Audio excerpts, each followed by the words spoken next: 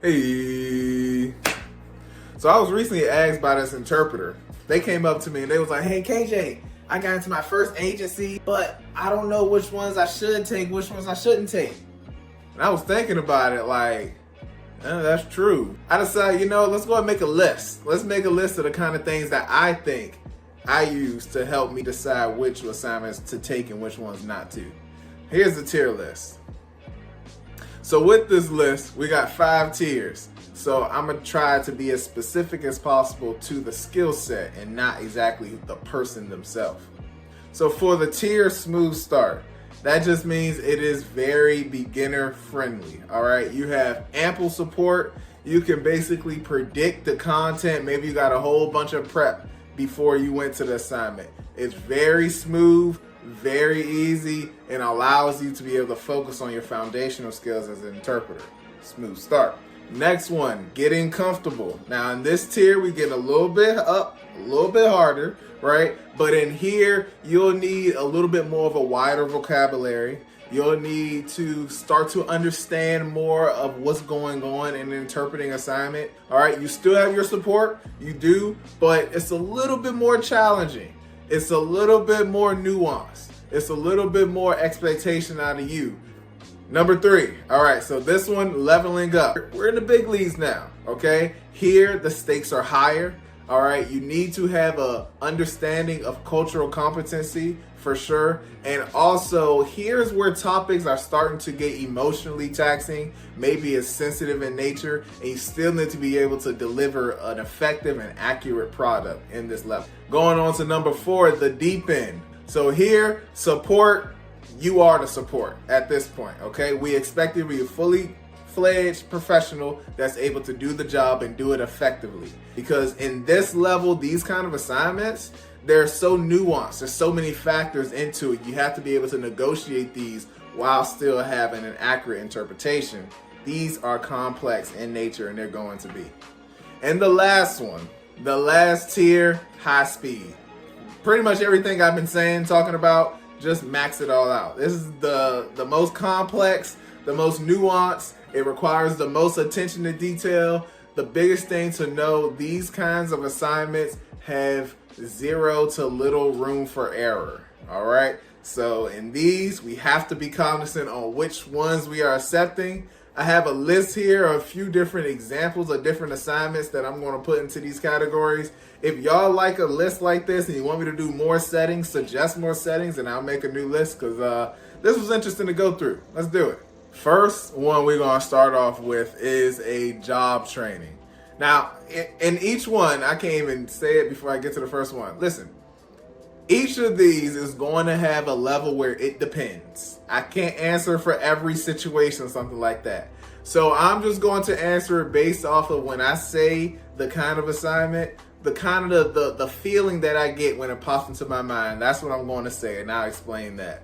So for job training, first one is job training. I'm going to say that one you need to be at leveling up, okay?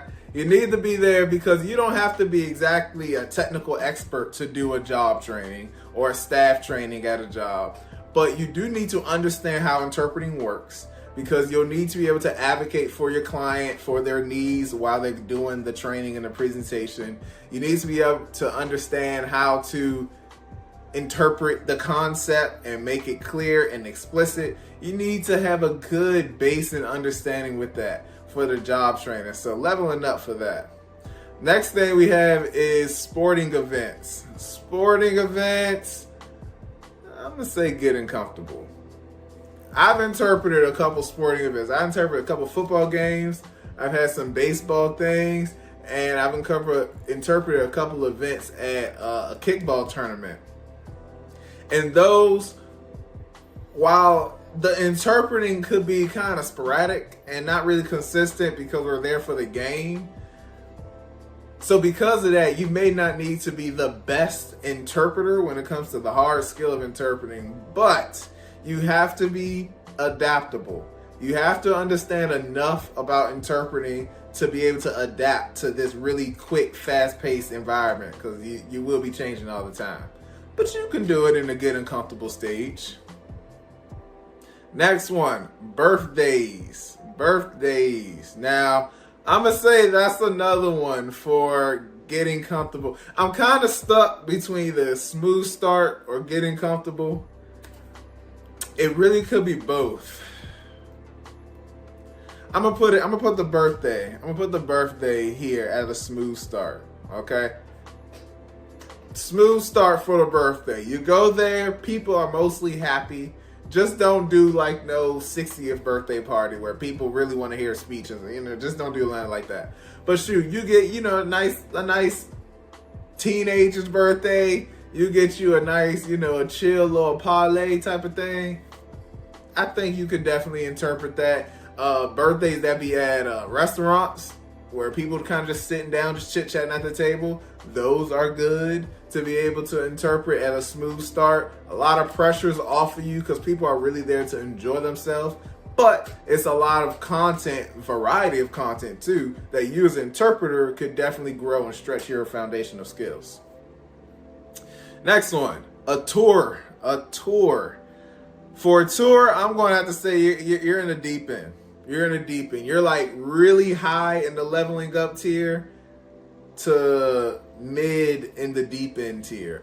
You're going to need to know what they're talking about for a tour. You're going to want to get some type of prep. You want to ask them what they're doing, because they're showing specific things to whatever they're talking about. So unless it's a tour guide of your house and you know everything in your house, you might need to know some things for a tour guide. The ER, high speed, automatically. ER, you gotta be high speed with that. It's too many things going on. Now, the ER, again, everything has a depends in it. So you can work an ER and not really do anything. I've been to the ER just because my stomach hurt because I was just trying to get out of doing some work. So, you can have just assignments at the ER that ain't really about nothing. However, your potential is literally from 0, ain't doing nothing, to 1,000. You're doing everything. Because of that, you need to be ready for that 1,000 if it comes in. So because of that, I'm going to say you need to be high speed to interpret at the ER room. Okay? Next, a conference. A conference, another one that I'm thinking, I'm going to say leveling up. This is another one. Conferences, you can need to have some really specific jargon. But at a conference, I've interpreted plenty of conferences. I've interpreted it when I first started interpreting, all the way up until last week, I've interpreted them. And I think it's a good space to interpret a conference if you have a good base understanding of how to interpret, what interpreting is, and what to do as an interpreter. You go to a conference, you'll likely be overwhelmed, but I think you can handle it. If you got a general understanding of how to be an interpreter, you have a solid skill set, I think you could handle some conferences. It depends on what conference. Now, don't go do no AI conferences. There's a lot of those coming up. Don't walk over there doing no AI conferences. You think you're just leveling up. Because now that one, over the head. But you do a conference about conferences where you have student-led conference. A lot of student-led conferences are good conferences for people who have a good basis understanding. Those students are very professional. They're speaking at a high level. However, they are still students, so they're in development. They are growing also. So those are good examples. That's a good example. Some student-led conferences, some things about children. Maybe if you have the Parent-Teacher Association conference, I don't know if they have conferences, but Parent-Teacher PTA meetings, yeah. Those are good for leveling up. All right. And I just said PTA meetings. Yep, here we go. This is PTA. So parent-teacher conferences, yeah, a leveling up would be good. A leveling up. Now, a performance, like a play or something like that. I'm going to say getting comfortable. I don't want to say smooth start. Smooth start, it wouldn't be good for a brand new beginner. Getting comfortable is good because with plays and theater, ideally, you have a script. Ideally, you have some support. You have rehearsals. You have time. You have a DASL, that is the Directive Artistic Sign Language. So a lot of times, the person in the DASL position, they are deaf themselves, so they can really help you and support you. It's a good space for a person who is just getting comfortable, just getting their feet grounded and their hands wet into interpreting.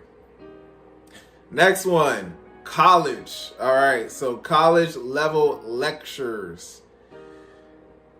Nah, you gotta be in the deep end for this one. You have to be in the deep end. A lecture for college, yeah, you have to be in the deep end.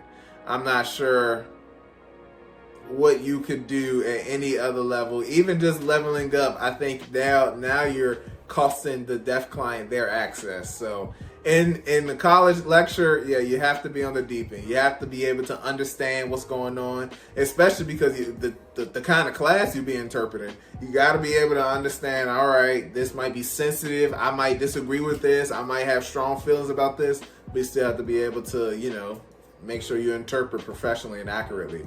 So yeah, you got to be able to understand it for that. But as you see, you don't have to be high speed for too many things, right? I guess you gotta be high speed for this next one. Court interpreting, court, high speed. Don't even try it. High speed. Court might be one of the ones that I don't know what scenario I could really think of that you wouldn't want to be high speed for that one. Everybody wants to make sure when it comes to legal, I want to make sure all my I's are dotted, my T's are crossed, and my J's got the lines. I want to make sure all of it's there for legal. I mean, I guess I've fought enough tickets in my lifetime where I pretty much know what they're gonna say. You could come over. Come over and? Nobody's home. Your Honor, my client is 100% guilty. Please give maximum life sentence. So you might be able to walk into something like that and be like, you know what? I'm on the deep end. I can do this. You might be, but I wouldn't suggest it. If it's legal, be high speed for that. Next, a sales pitch. Sales pitch, business sales pitch. A business marketed themselves. And that one, you want to be... We can do... I'm stuck. You see, I would say the deep... I'm going to have to say the deep end. I'm going to have to say it because with a sales pitch, you have to know business. And then you have to know the specific client's business to be able to communicate it properly. Yeah. I'm going to say the deep end. If you are leveling up and you feel like, you real good, go ahead, try it now. But I'm going to have to say if it's a sales pitch, you're going to want to know because that's where the jargon is starting to get specialized, highly technical, because it's specific to their career, their industry, their business, so yeah, deep end. VRS, Virtual Relay Service.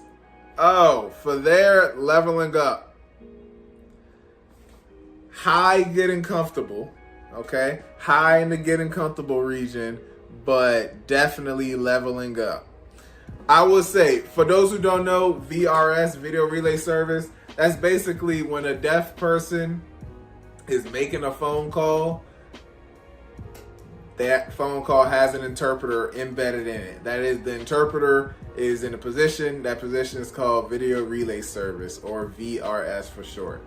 Deaf people can make phone calls to anything. You just look at your call log, and all those calls a deaf person could have made. And those calls, if it's to a non-deaf person, who doesn't have a video phone, yes, they will use the VRS service. For VRS, because of just the vast amount of content you'll be exposed to, you can't be smooth start. High getting comfortable, like I said. But honestly, VRS companies may not even accept you if you're really at that level. So leveling up where you understand interpreting, you know what's going on, you just need to grow. You know, VRS will definitely grow an interpreter. I suggest trying out for VRS, especially if you are thinking like, I want to take the NIC, but I'm not sure if I'm ready for it. Try VRS, because that's a really great evaluation tool that you can use for yourself. And it's a good way to expose yourself to a lot more language and variety of dialects. A TED Talk. We all be interpreting those TED Talks when we all practicing. But to really do a TED Talk, I'm going to say getting comfortable.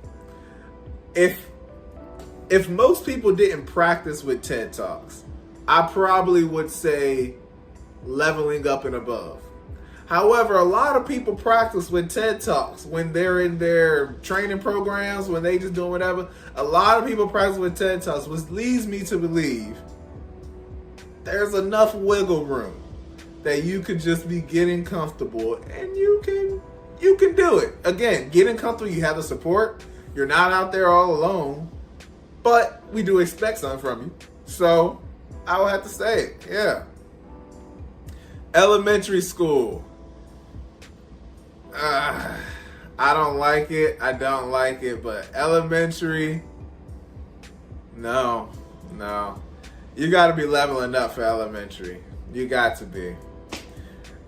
A lot of people, all right, a lot of interpreters, novice, emerging, all that, they will go into the school system. They'll go into K through 8, K through 12, and they interpret there and they stay there because it's a lot of content, it's a lot of time, and because of the amount of students who need the services, the schools, they are really like, hey, we need people. But if you really think about the client and you think about their education, that's when you really notice, okay, I'm a brand new interpreter. I'm trying to learn from the deaf person. And my deaf person is 6 years old. They're looking up to me as I'm the adult figure, I'm the authority figure, and I'm signing, so they're going to copy a lot of my signs. That language model aspect, you have no choice but to become for that deaf student because you're the adult that's talking with them all day. Because of that, I would say you need to be leveling up and above, because you just don't want to teach the wrong thing, show the wrong thing. It's too much they don't even know about themselves for you to be the only person they're relying on. So leveling up and above, just so I know that you at least know what you're doing, so you can teach it right to your clients, whoever they may be. Next, professional networking. For that one, I'm going to say getting comfortable, but it ain't easy. But I'm going to say getting comfortable. Professional networking is actually, it's pretty interesting. All social interpreting, I feel, is pretty interesting because you can get like a networking happy hour, right? If you get a happy hour, you got to interpret that. You may think, I'm going to the bar, I'm chilling, it's going to be just kind of like chit-chatting, and you are right. What I've noticed, though, is when I go and interpret these social kind of events, I'm thinking it's going to be all smooth, but those be the ones that take a lot of energy out you. And it's because it's not structured. So because it's not structured, you aren't exactly worried about how to interpret, but you are worried about other aspects. You're worried about this conversation, you're talking over here, and then you get pulled over here. And then you're worried about kind of people just coming up saying jokes. Now you got to interpret a joke out of nowhere. You got people talking about jokes, then work, and then you go to family, and then back to work, and then this person was joking, they were sarcastic, and then also they're putting a beer in your hand. It's so many factors for social interpreting. You can't just be out the gate think you're going to do it just because it's a happy hour at your favorite Buffalo Wild Wings. It don't work like that. There's other things you need to consider. So I'm going to say getting comfortable, you can do it with that one. All right. So this one was networking, but this one right here, this is at the bar. This is about the same thing I just said. A concert, going to a concert. That's another one where you could be just getting comfortable. At a concert, you likely have the support. Only accept the concerts where you know the artist. All right, there's your support. Even if you don't got no team, if you accept where you know the artist or you know the song or you can understand the song, go ahead, you can take it. But know that concerts again aren't just about just signing. Oh no, you gotta, you gotta get up in there. You got to. If you don't, all the music, all the feeling, all the energy, gone. You gotta be able to interpret. You gotta be able to interpret with a little groove, do your thing. If you don't, you ain't no good. All right, next, a town hall. Town hall. Leveling up. Leveling up for a town hall. You don't have to be the greatest interpreter. You don't have to be the top tier high speed interpreter for a town hall, but you do want to understand what's going on. You do. Especially in the town hall, now I'm thinking about it, you definitely want to make sure you understand how to advocate for your clients. Because most times town halls, people are communicating their grievances, they're asking questions, they're doing a lot of things. Make sure that your client, most times it's your deaf client, but make sure that your client is fully involved. Make sure they're not out, make sure they're not last. So be aware that you're accepting this. So actually, this is kind of like high up on the leveling up tier, because you do have to understand what's going on, but the content itself, most times, is pretty normal layman's terms content. So you should be all right with that. But there's other factors you got to be able to understand. Police interrogation, high speed. We all know police, high speed. You don't want that work unless you're ready for that work. High speed. Okay. Next, therapy. Therapy, I'm going to have to say, yeah, that therapy, you're going to have to be on a deep end for that one. It's sensitive in nature. It's therapy.